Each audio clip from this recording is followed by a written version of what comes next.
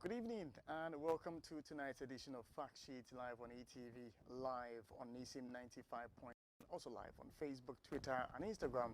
Our handle is ETV Ghana. You're welcome to tonight's conversation. Tonight we're talking data.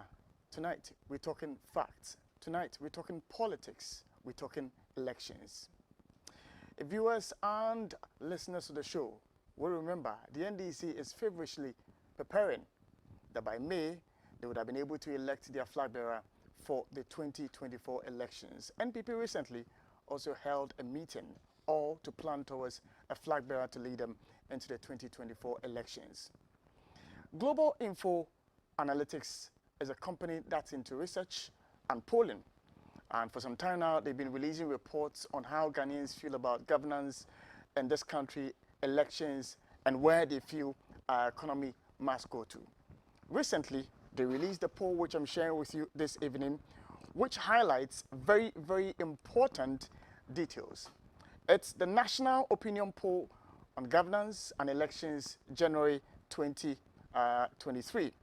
And I'll share some details with you because this report captures very interesting facts and data. Now, this report touches on the president's approval rating, which we'll be discussing tonight on the show.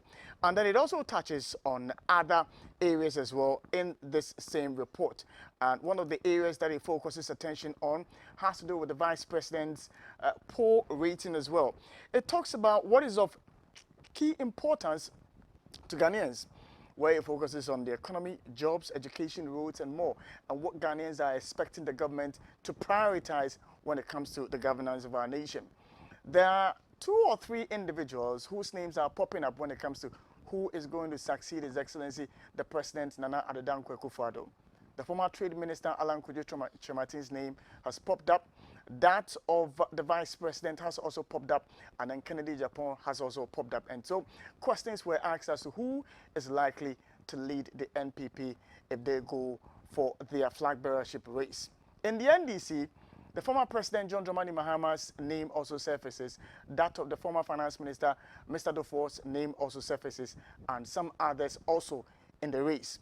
But who is likely to lead each of these political parties, and what impact are they likely to make in the next election? There is also the matter of how NDC or NPP, party supporters are feeling about these individuals and how they are likely to vote, and the generality of Ghanaians and how they are going to vote.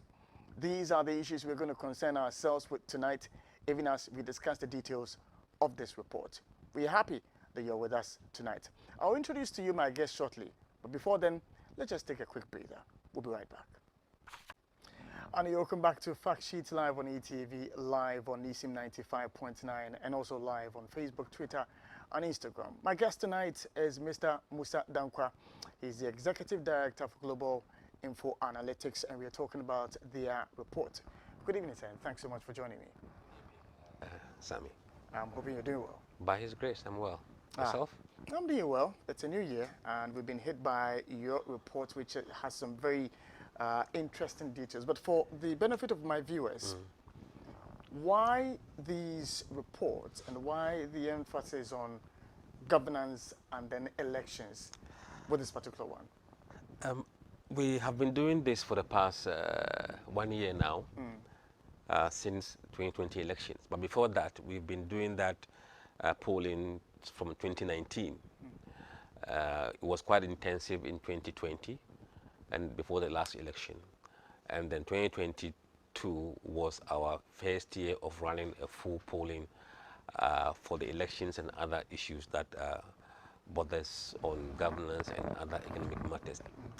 This poll not only informs the public about what is going on, it also helps us to do our job as a company in terms of doing our political risk analysis, do election modeling to see who might come up on top in NPP and NDC, and eventually the person who's going to lead this country 2025.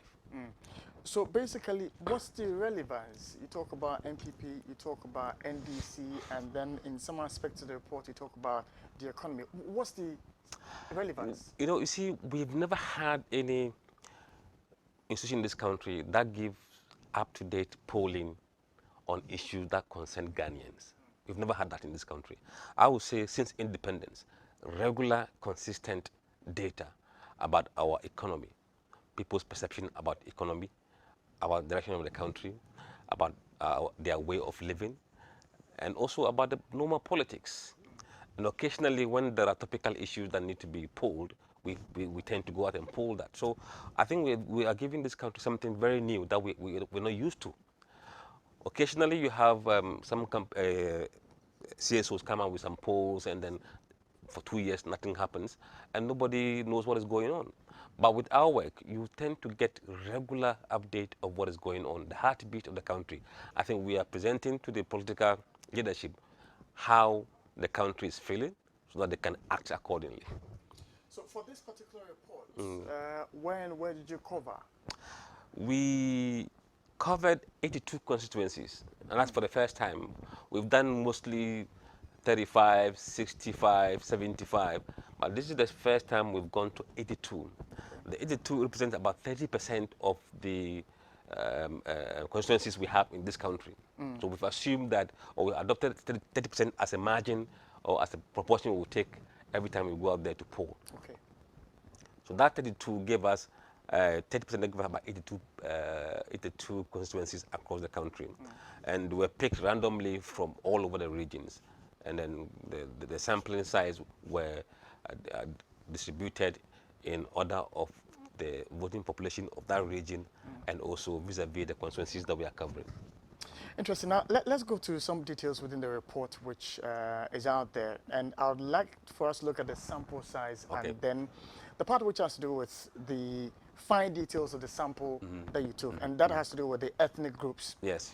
I find that you have 44% of accounts being some of the respondents that you spoke to. Yes.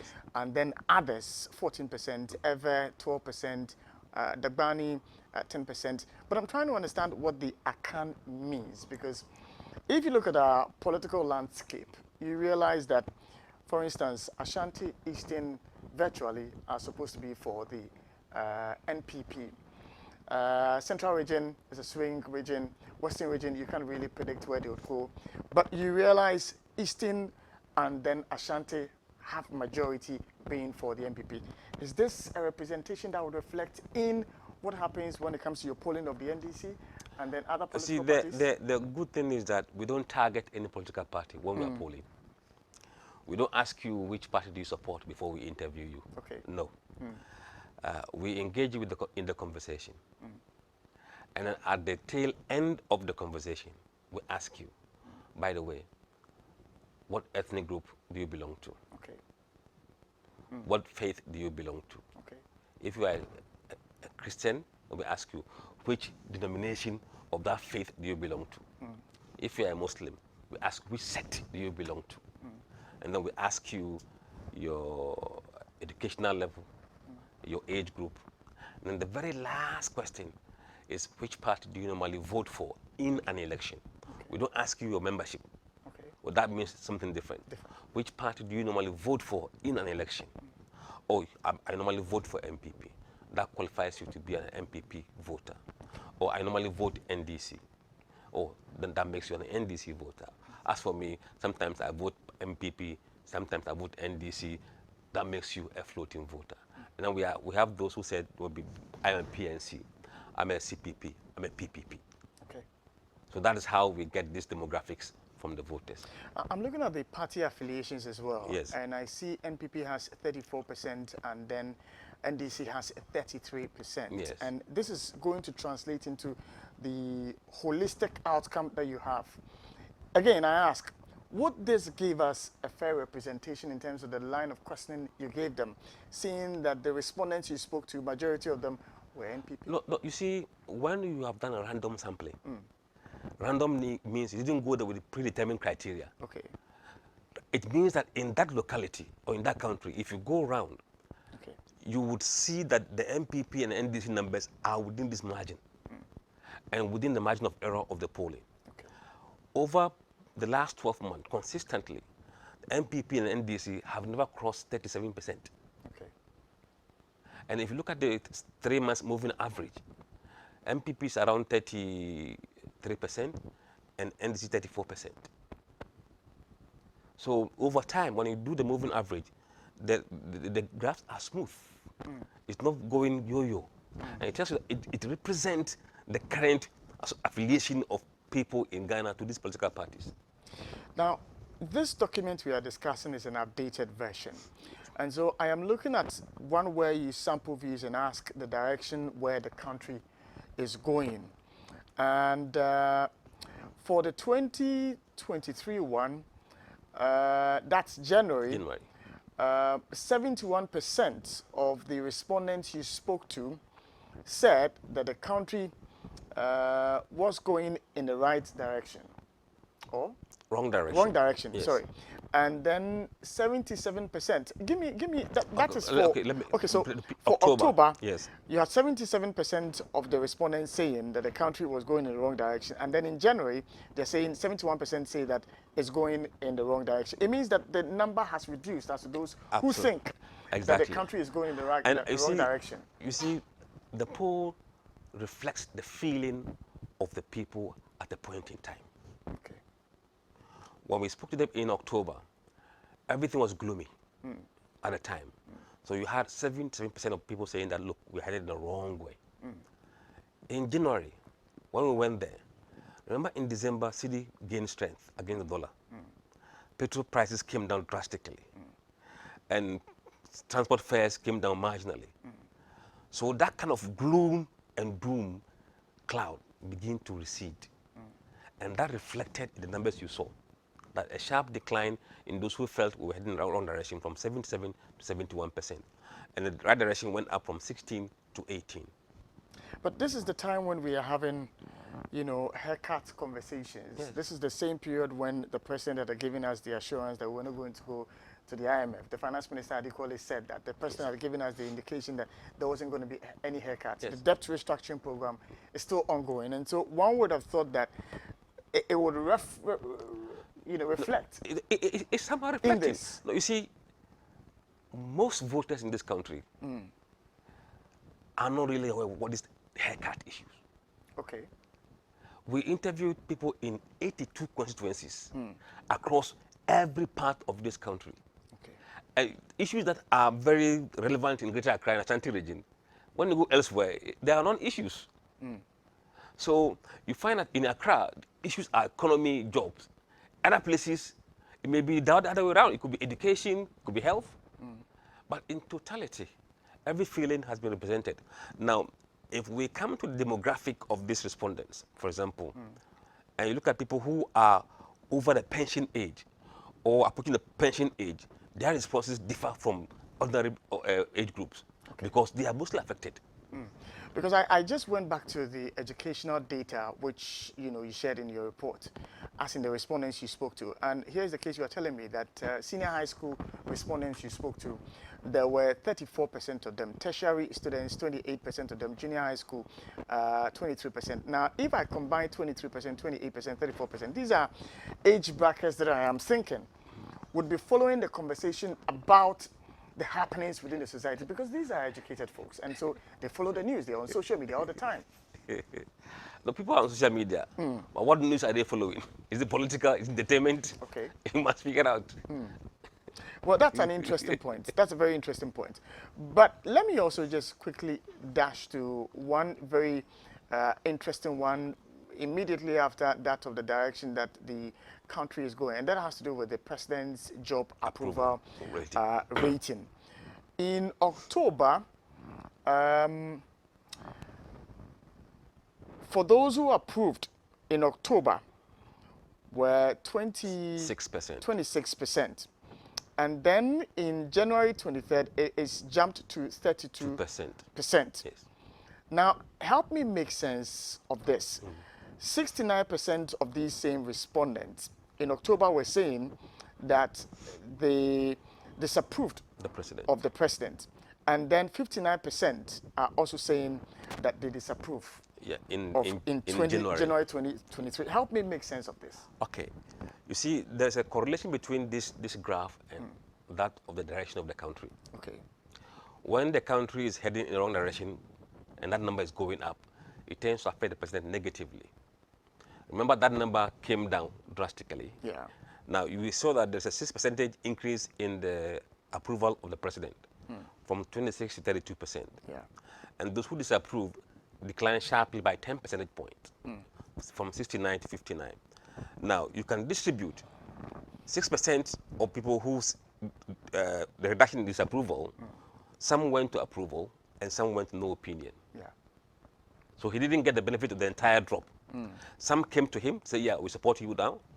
Others went no opinion. So you can see that there's a 4% increase in no opinion and 6% increase in approval. Was it just a straightforward question? Straightforward question. Straightforward question. Yes. Do you approve or disapprove the way the president is doing his job as president? That's the question. Okay. Because I am still thinking about the daily issues that are in the media space that we are talking about, and whether indeed these are reflective of the figures you are giving me. What we found is that sometimes there's a hype in the media that doesn't transcend to sentiments on the ground. We have been talking about corruption over the 1 year, but corruption is not an issue, top issue in the voters' mind. Okay. But there are more important issues to them than corruption. So if you go to the media, you hear corruption. But with the voters, it is not. I'm looking at the party affiliation, appropriation, which you have done here. Yes. And it's interesting that I see 44% of MPP folks disapproving of His Excellency of the President's performance. Yes. But this is the same party that is saying they will break the 8. How can we have 44% of them say? No, you see, break the 8 is a mantra at the party level. It doesn't go down. It hasn't gone down yet. And we'll come back to that. Okay. There are people who don't believe that they can break the 8. So you have 44% of MPP supporters saying that they don't approve the president's job performance. Okay. 46% disapprove his work, slightly above the disapproval. If you look at NDC, it's about 75% who disapprove and 20% approve. Floating voters, 60% disapprove and 26% approve. So you can see that apart from his party, every other party disapprove him. Interesting. For a party that is seeking to come to power, NDC, and then 20% of their respondents could give an approval to His Excellency the President. No, it's not. It's people are objective. Okay. There are things he may have done that they like. And they will look at that and say, look, we approve him. But it doesn't mean that they would vote for him. So there's a difference between approval and voting, even though there's a correlation. I can approve you for what you have done in education. Am I going to vote for you? I will say no. I don't approve you, but I think I'm going to vote for your candidate. So there are issues that really determine the final decision of voters. From my ordinary man's, thinking, I would have thought that of the number of the NDC would be around, let's say, 90% or 85%, seeing the kind of language, seeing the fiery nature of, the attacks on government and, how they are conducting themselves. Even from even ordinary people that you speak to, NDC people. Yeah, but people express their views privately and quietly. And you see, when they are speaking in public, the body language may be different from when they are with you as a pollster, one-on-one. They are mostly honest. Nobody's listening to, nobody's watching them, just two of you. Okay. And you're having a very nice conversation. And they'll tell you their mind. So what you may think could be the sentiment in public, when you poll it, you may not see that. Interesting that, the Vice President seems to have higher approval. No, they are the same. Yes, they are the same. 32%. You know, 32%. We were saying that the Vice President is tied at the hip with the President. Yeah. And that if the President is doing well, the Vice President will do well. If it's not perceived to be doing well, it will affect him badly. Yeah. And when we polled, we found the evidence we needed. 32% of people approved the Vice President, the same number as the President. 58% disapprove. and the president is 59%. 59%. No opinion, 11%. These are precisely within the margin of error. Interesting.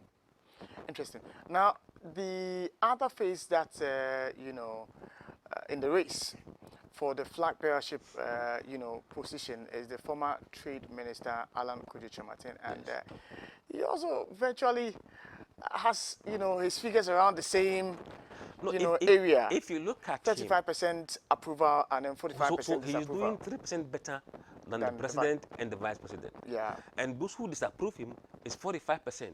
Others were 58%. So he is least disapproved. Yes. Now, this question was there to triangulate, to see whether the public would choose him over the vice president. Because if you show less disapproval, it will translate into you liking the person to lead. Okay. So this was put there as a triangulation to see whether we would confirm the race between Alan and Bawumia in the MPP primaries. Now, if you just join us, we are having a conversation about the Global Info Analytics report, which they put out there. We are trying to make sense of the data in there and then simplify it for us to know where our country is going, especially as we build up to the elections 2024. We all know the two major political parties are preparing feverishly to elect their members of parliament and then their flag bearer for the 2024 elections. Now, very important is also issues in the minds of voters, key issues for voters. And the economy gets some 61% of the attention of voters, jobs 57%, education 43%, roads 28%, petroleum prices 25%. See where corruption is. Because, when it comes to roads and then petroleum prices, I would have thought that petroleum prices and roads would have taken the center stage in this poll. No, the timing was important. Okay. The poll was conducted between 31st December and 15th January. Petrol prices has come down at that time. Okay. So it no longer became the topical issue at the time the poll was taken. Now, the issue that has always been on the minds of voters are the economy, number one. So 61% of people who said their number one issues is the economy. And then 57% of the respondents mentioned jobs, and jobs became second issue. Education, third. Roads, fourth. Petroleum prices, fifth. Healthcare, sixth. Taxes, seventh. Corruption, down there. You see, and with time, if the issue becomes perennial, it begins to hype. And then the people become aware of it, and then they begin to think about it, and then it will be an election issue. But for now, it is not an election issue. It's not on. You see, when you are struggling to feed yourself, when there is no corruption, becomes secondary issue, even though it's linked to the struggling that we are going through now. Let me quickly just take you back a little bit because I'm still looking at the sample size. Yes. So let's go to the sample size on the matter of the key issues that's of a concern to the respondents. Okay, so I am looking at the educational. Okay, so you say here that for those you spoke to, 34% of them were from the senior high school. Yes. You also said that for the tertiary, there were 28%, junior high school, 23%. What would be the business of a senior high school student or a junior high school student to be interested in, issues to do with, let's say, employment and then job creation and co? Okay, see, these are people who have junior high qualification. They're not in junior high. Okay. They have junior high qualification. Okay. But there are people we interviewed who are between 16 years and 18 years. Okay. But they are potential voters. And they are very small, about maybe 3 or 4% of the sample with that age. Yeah. But these are people who have finished junior high and either they are working or not working or self-employed. Okay. So they're not like people who are in junior high school that we interview them, no. Okay. They have the qualification already.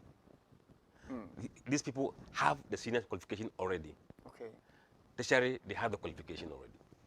Now, how do you determine this, whether they are not schooling or whether they are schooling? Because if you go to employment status, Okay, I work for myself. okay, I'm a student or apprentice. okay. I'm currently unemployed.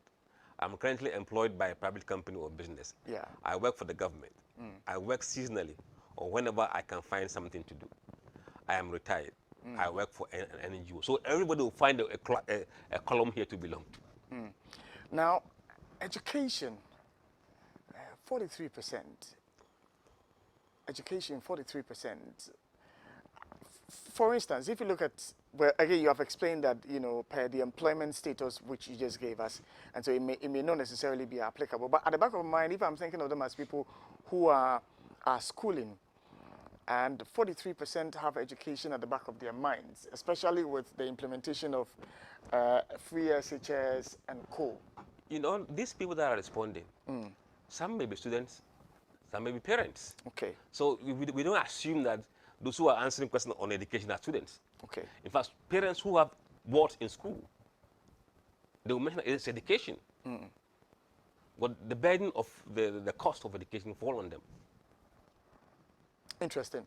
Now, let's jump to the politics of this conversation, because the NPP is trying to find a date to go and select a flag bearer.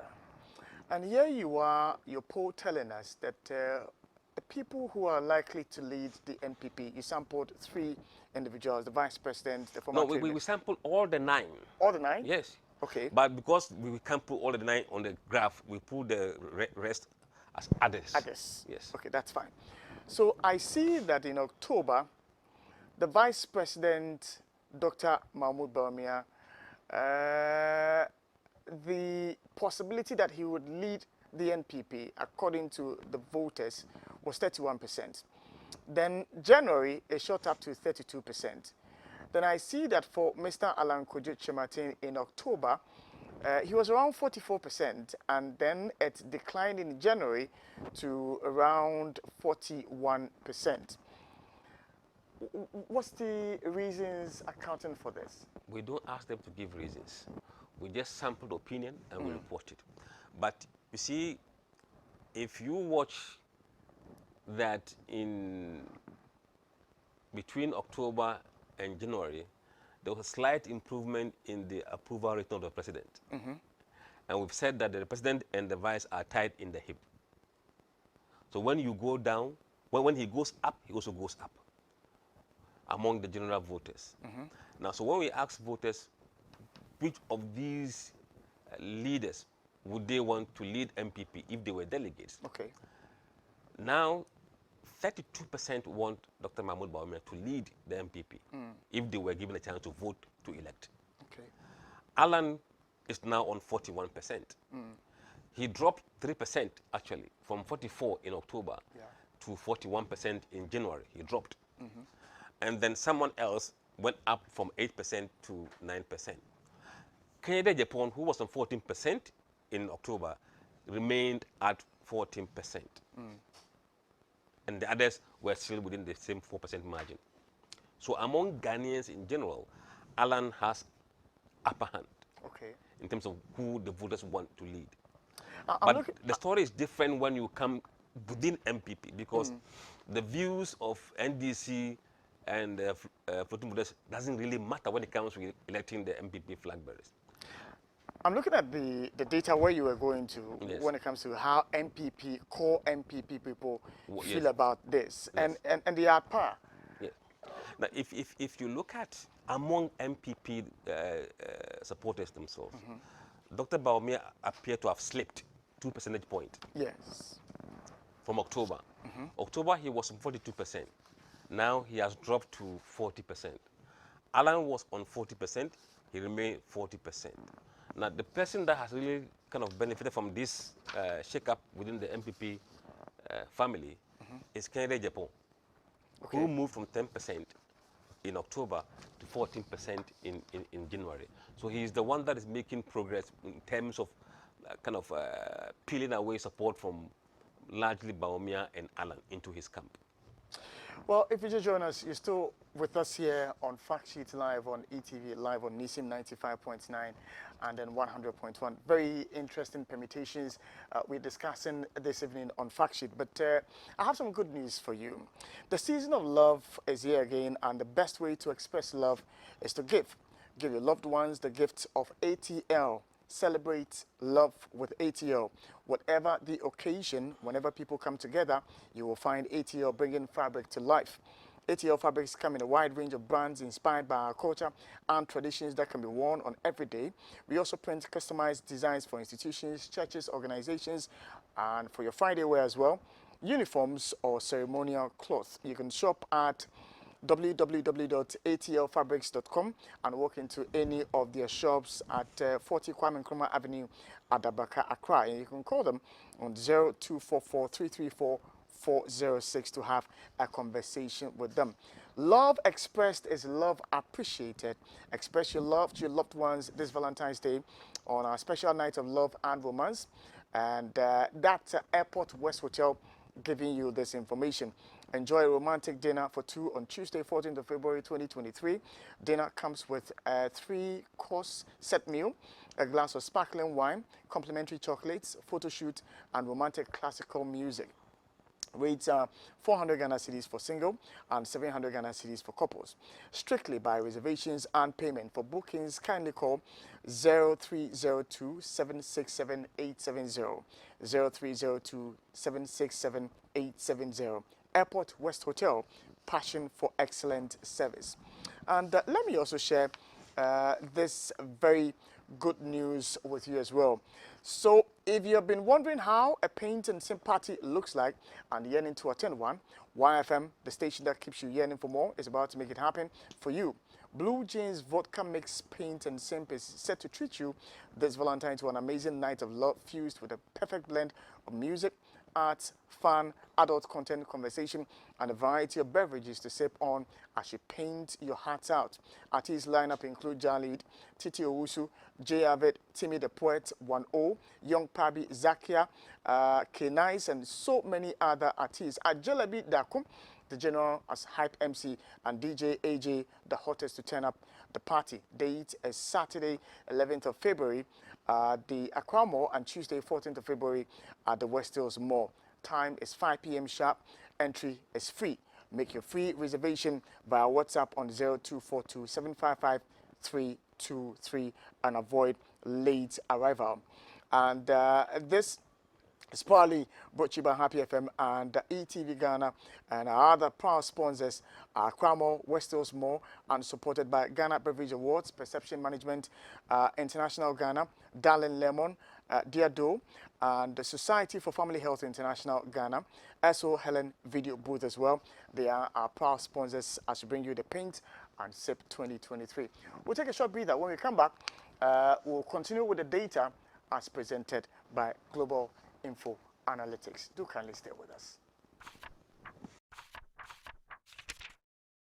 And you're welcome back to Fact Sheets live on ETV, live on NISIM 95.9, live on Facebook, Twitter, and Instagram. We're discussing the Global Info Analytics report. And Mr. Musa Dankwa is here with me, and we are discussing the issues. So you have a graph that talks about the NPP primaries and if there's a runoff between Dr. Mahmoud Bawumia and then Alan Kojo Chimatin. And I see, according to this graph, that if there is to be a runoff, Mr. Alan Kojo Chimatin may win with 60%, with the Vice President trailing with 40%. Throw more light on this for us. Yeah, the data suggests that even though the race is close in the first round, neck and neck, when it comes to the runoff, the key bloc supporting the other candidates tend to tilt towards Alan. As we may see down the line, if you look at how Ken's voters are behaving, about 52% of them in runoff scenario will go and vote for Alan Chiramati. Okay. Majority of them. You have 34% of them said if it's not Ken, they won't vote. So that vote doesn't get to anybody.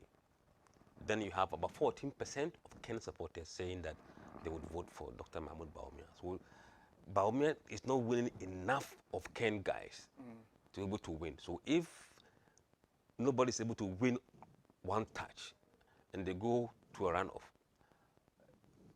Alan will win the race. Interesting. Now, I am looking at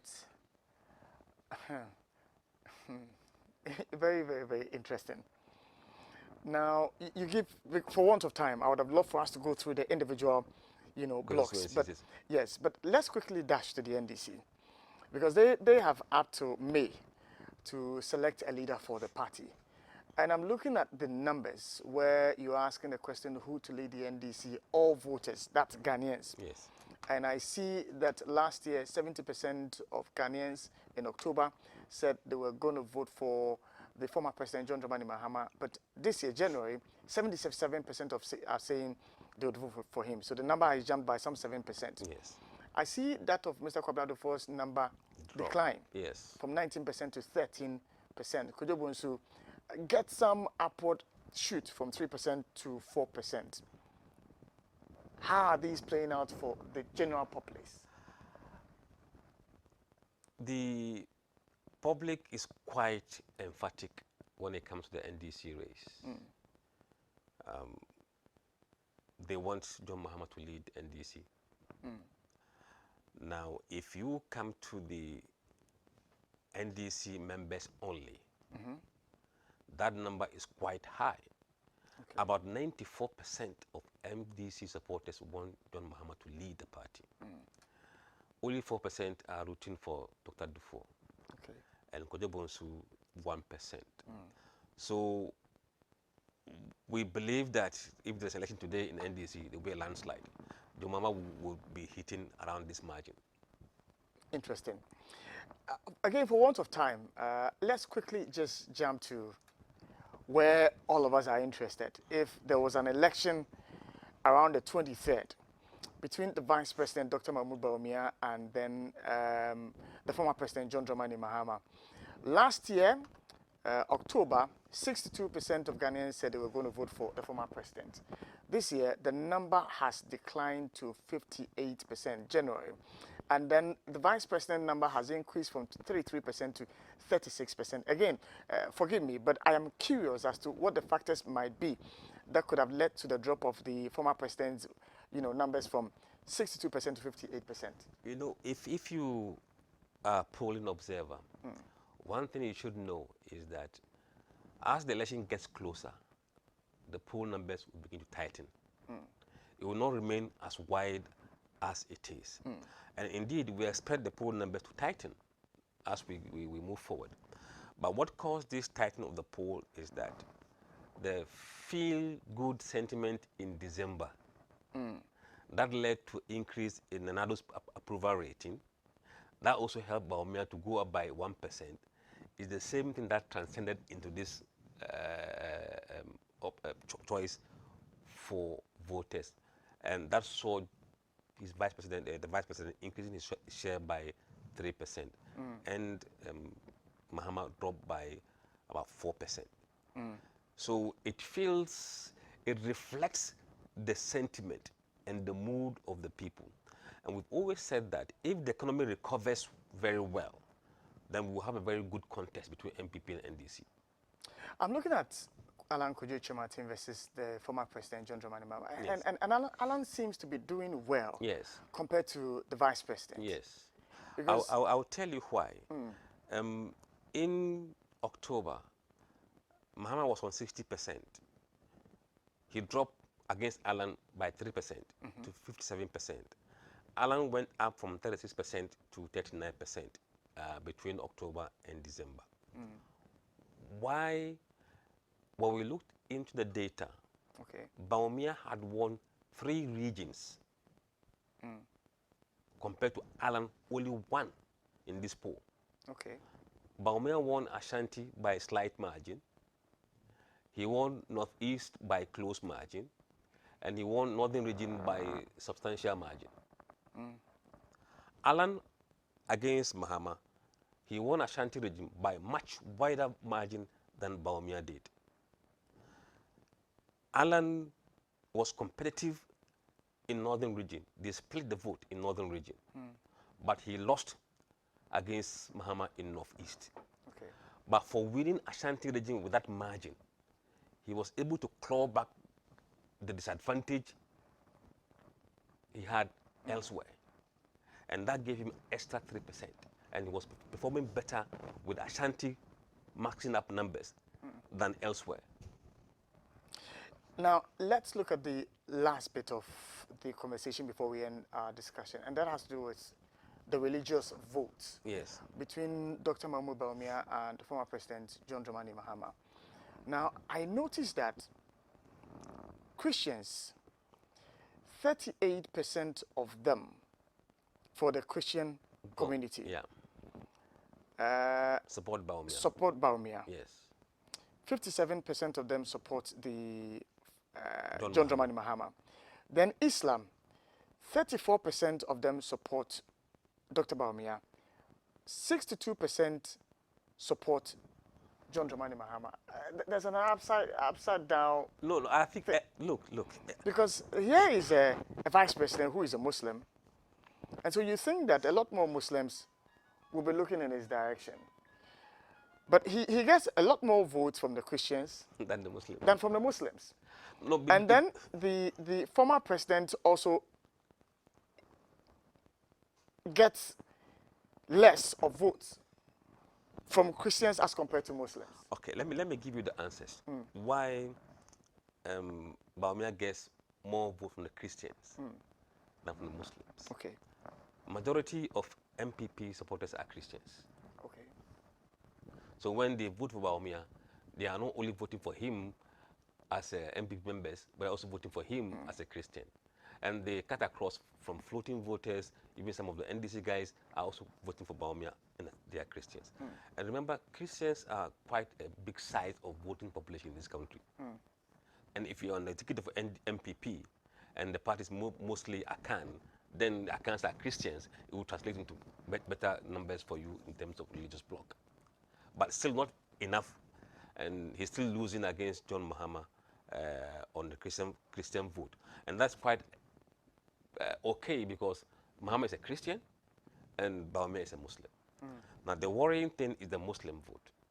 But anybody who understands the Muslim bloc should not be surprised by this number, because the Muslim vote normally go to NDC, not because they are fielding a Muslim candidate. So NDC normally attracts Muslim vote more than the MPP. It doesn't matter who they put on there. Okay. So maybe our expectation was that maybe Dr. Mahmoud Bawumia could chip into this big lead, but we're not seeing that at the moment. All right, our time is fast spent, and we have just about some 2 or 3 minutes to end the conversation. There are a few people who are watching the show this evening. Some have sent in comments that I'd like to read before we end our discussion tonight. So let me say very good evening to you, Mrs. Ernest Into. You're following the conversation tonight. I'm happy that you're watching us tonight. Robert Ewunsi is also watching us tonight. Robert, you are enjoying the show. You say so. And then so is Kofi Swabere also watching the show. And Kofi says, I mean, are you sure Bawumia will get 30% if he should contest Mahama? Good evening. And that's your question that you have sent onto the show tonight. Now, we have just a minute. Let me give you the final bite as to what your conclusion remarks would be for the political class. I think they should take these numbers quite serious. We have no interest in skewing the polling to anybody's advantage. Okay. And we are quite happy that the NDC primaries will come off soon in May. And then our data may be put to test at the time. And we are looking at this a theory, whether the general voters' mind is what delegates will speak. If that's not the case, we have a reason to investigate or do a further study to see why voters are saying A and delegates are saying B. And that would be an interesting thing that we want to see. Interesting. I'm grateful that you joined me tonight on Fact Sheet. Thank you very much. And that's the Executive Director for Global Info Analytics, Mr. Musa Dankwa, joining us tonight. We're hoping that the next report, by that time, maybe the NDC would have gone for their primaries, and then we'll have a fair idea how things pan out, and we'll compare it to this data which they put out. Thank you for watching us tonight on ETV and for joining us on Facebook as well and on NISIM 95.9 and 100.1. We wish you a blessed evening.